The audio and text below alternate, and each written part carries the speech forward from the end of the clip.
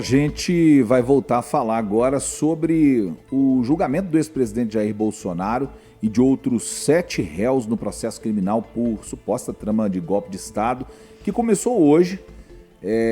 Está, nesse momento, os advogados ainda estão fazendo as defesas? Eu acho que eles estão, né? Estavam fazendo aí as defesas dos seus... Já terminou. Já terminou, tem o segundo dia que é amanhã.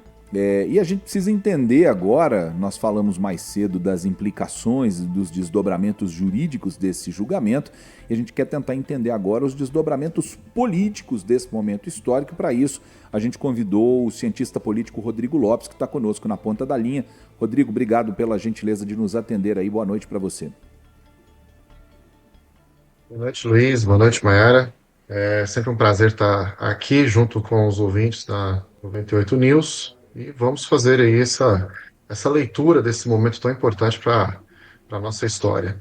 Eu queria começar entendendo, Rodrigo, o impacto político da gente ter um ex-presidente de forma inédita sendo julgado no Supremo Tribunal Federal por uma tentativa de golpe de Estado. Qual que é o impacto político que isso representa para o Brasil, independentemente ou apesar ou junto com as pressões externas que a gente está sofrendo por causa desse julgamento? Que eu digo o país, né? Sim, sim. É para o ouvinte entender o que significa esse momento, né? Porque a gente teve outros presidentes que anteriormente foram também julgados, foram também condenados, né? Como o próprio presidente Lula, o presidente Michel Temer também teve uma prisão, Collor também, né? mas que nós Oi? Collor também. O Collor, desculpa, Isso. o presidente Collor também. O que nós tivemos, o que nós estamos vivenciando agora com esse episódio do ex-presidente Bolsonaro é um pouco diferente, né? Porque enquanto os outros foram julgados por situações ali contra um processo penal, aqui a gente tem um julgamento que envolve uma parte delicada da Constituição, que certamente os analistas já demonstraram isso, né? Que um processo no qual ele foi desencadeado, que ele está sendo acusado, se bem sucedido, a gente não teria julgamento, né? Se subverte o Estado de Direito, subverte ali as condições e que viabilizaria ali um processo contra o Bolsonaro. E aí eu, como fazendo uma análise histórica, Luiz, o Brasil teve 3 ditaduras ao longo da sua história, né? A gente teve uma primeira ditadura logo no início da nossa República, com o Marechal Deodoro da Fonseca e Floriano Peixoto. Tivemos uma ditadura com Getúlio Vargas, logo depois ele ter estabelecido uma Constituição de 36, em 32, perdão, em 37 ele já estabelece uma ditadura, e a ditadura que talvez a gente tenha mais memória social sobre, que é a de 64, que perdurou aí por 21 anos. E dessas 3 ditaduras, 2 não tiveram, né, episódios de tanques na rua, armas, né, esse movimento como a defesa tem argumentado, né? Então, foi uma situação muito grave. A gente não pode entender isso como algo trivial, como algo dentro de um campo de liberdade de expressão. Não foi. Acho que há indícios aí de uma gravidade muito grande. Fazendo uma leitura política do que isso significa, né? A gente tem visto um movimento muito grande dentro do Congresso para uma parte do Congresso para uma anistia, para uma discussão de ser feita de anistia, que aí eu vou dar uma opinião, tá, Luiz e Sim, sim, Maiara, e por peço já favor. perdão aí para os ouvintes.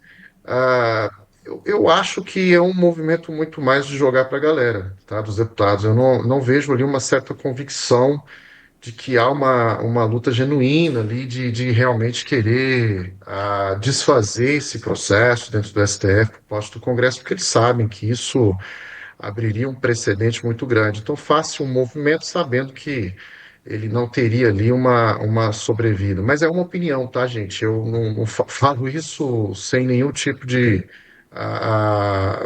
materialidade aqui para estar fazendo. É um palpite. Porque politicamente é um desgaste muito grande você acabar de passar por um julgamento histórico como esse e já estabelecer ali um movimento de anistia, né, de perdão ao que aconteceu. E é muito perigoso, porque abre um precedente para que o próximo presidente faça a mesma coisa, né? Então, pessoalmente, eu não vejo tanta convicção nisso.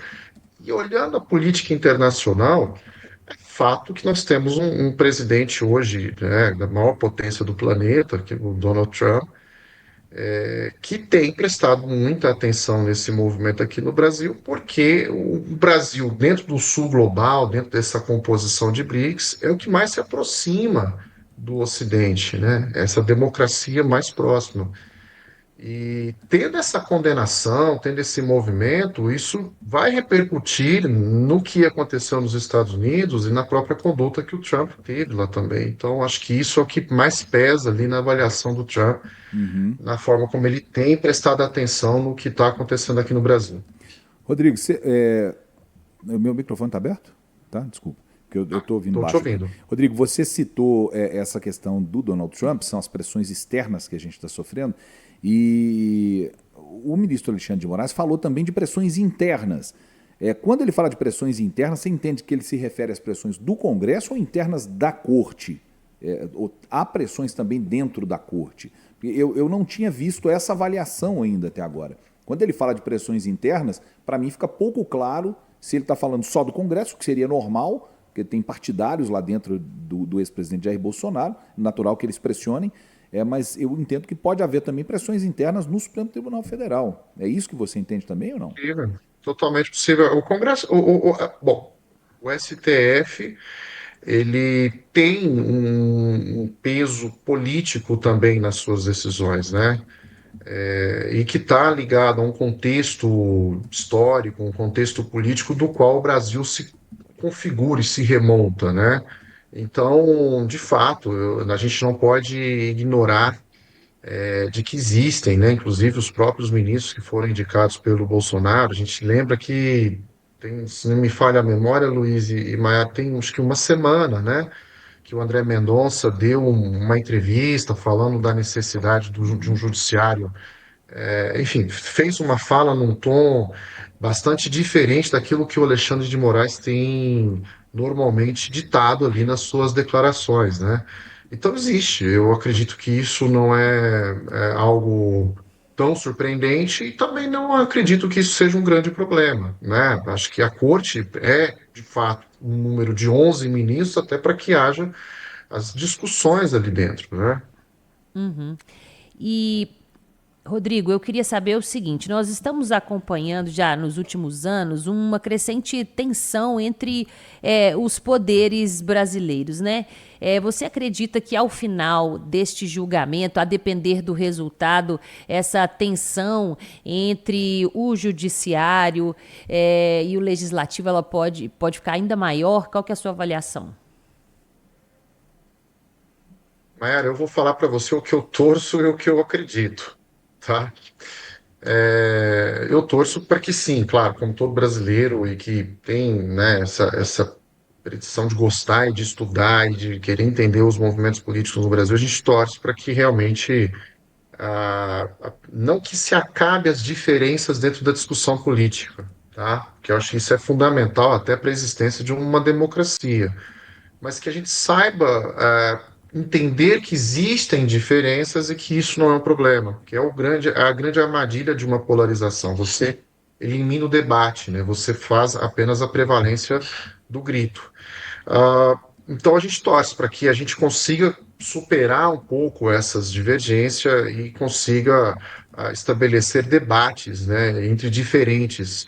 Agora, a expectativa é que isso talvez não seja algo tão natural, que isso não vá acabar com o julgamento, porque depois desse processo, depois do julgamento, você teria a possibilidade de recursos e disso se estender um pouco mais, e estamos às vésperas aí de uma eleição já, que o ano que vem já se inicia todo um movimento eleitoral para escolher ali deputado, senador, governador e presidente. Então, está muito perto, né? E, Uhum. ao mesmo tempo, a gente sabe que na dinamicidade da política brasileira ainda pode acontecer muita coisa. Então, eu torço para que a gente alcance um equilíbrio dentro do debate. E, de novo, não é um equilíbrio de todo mundo pensar igual, mas é um equilíbrio de saber que pensamos diferente, que podemos, ainda assim, conviver dentro de um campo democrático. Mas, olhando os nossos últimos movimentos e prevendo que dentro de um horizonte de possibilidades, eu não acho que isso vai ser tão simples e tão natural. Acho que ainda vamos ter muitos embates aí, sobretudo porque o ano que vem a eleição ela vai ser uma eleição acirrada. Pois é, Rodrigo, falando sobre esse processo eleitoral, é, a- politicamente, você acha que o processo de julgamento, esses dias de julgamento, que virá deles e o resultado desse julgamento, tem potencial para ser usado na eleição, tanto pela oposição quanto pela situação? Vai ser usado, a gente não tem dúvida disso. A gente lembra em 2018 como que a prisão do Lula foi utilizada, tanto por quem estava ao lado do Lula, porque estava ao contrário dele, Uhum. né? Então, não tenhamos dúvida disso, né? Que dentro da política, a forma como você embrulha ali o discurso e a proposta que você quer levar adiante. Então, não tenhamos dúvidas, né, de que no ano que vem isso será explorado tanto pelo campo bolsonarista, né, quanto por aquele campo que hoje se opõe a esse movimento do bolsonarismo. O que serve de discussão, né, que aí há uma diferença, ao meu ver, muito grande entre a trajetória do Lula e a trajetória do Bolsonaro. O Lula tem uma trajetória de décadas dentro da política e soube se organizar dentro da esquerda com uma certa hegemonia, né? A gente não consegue ver hoje, dentro da esquerda, um nome que consiga suceder o Lula automaticamente num curto prazo. No campo da direita, eu não vejo o Bolsonaro com essa mesma hegemonia, né? A gente tem visto já governadores, inclusive o próprio governador de Minas Gerais já se lançando como pré-candidato à presidência da República no ano que vem, que há um discurso, né, dentro do campo da direita da boa safra de governadores que existe hoje, e predominantemente de governadores da direita. Então, eu não vejo o Bolsonaro com tanta hegemonia na direita quanto a gente consegue identificar isso no Lula.